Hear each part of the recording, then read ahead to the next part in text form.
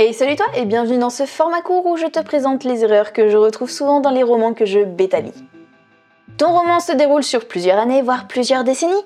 Très bien, mais est-ce que tu as pensé à l'impact du temps sur tes personnages et sur ton monde? Oui, parce que j'ai déjà eu des romans où 20 années s'écoulaient, les jeunes fougueux du début s'étaient mangés l'équivalent de 4 quinquennats, c'est très difficile à dire, 4 quinquennats présidentiels dans la tronche, et pourtant ils étaient toujours aussi frais qu'avant. Alors je veux bien croire que la fonction de président doit quand même accélérer le vieillissement, mais quand tu vois la tête d'Obama le jour de son élection et celle qu'il tire 8 ans après, on n'est pas sur la même fraîcheur. Même en dehors de l'aspect physique, les gens changent. Si, je te jure. Je sais que ton oncle Gérard semble toujours autant raciste à chaque Noël, mais au fond, il est sûrement encore plus con qu'il ne l'était l'année dernière.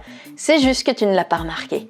Les gens évoluent tels de petits Pokémon exposés au nucléaire, et on n'est jamais totalement les mêmes des années plus tard.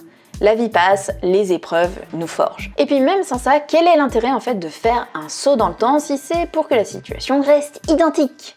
C'est vrai ça, si tu décides de faire une ellipse dans le temps, c'est sûrement que tu as une raison précise. Alors n'hésite pas à nous montrer tout ce qui a changé ou ça risque en fait de perdre en crédibilité cette histoire. Si tu as besoin d'aide pour ton roman, que ce soit en bêta lecture ou en mise en page, n'hésite pas à faire un tour sur mon site internet ou à me contacter par message. En tout cas, j'espère que ce petit format t'aura plu. Je te dis à la semaine prochaine. Je t'embrasse fort, c'était Mélanie.